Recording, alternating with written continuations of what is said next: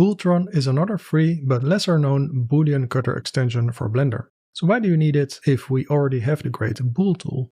Well, the cool thing about Booltron is that it works also with curves and text objects. I'll add a cube and use it as a cutter. Bool tool refuses to perform this unless we convert this curve to a mesh, losing the non-destructive workflow. Now let's try this with Booltron. Select the cube and then the curve and use the non-destructive difference. Another cool feature is especially useful for 3D printing. Here I have several curves that are sliced in half using a non-destructive difference. But you can see at the bottom that there is some Z fighting. And this could be an issue with 3D printing. Give them a small randomized location offset to solve this non-manifold issue. To apply all the modifiers, convert the result to mesh.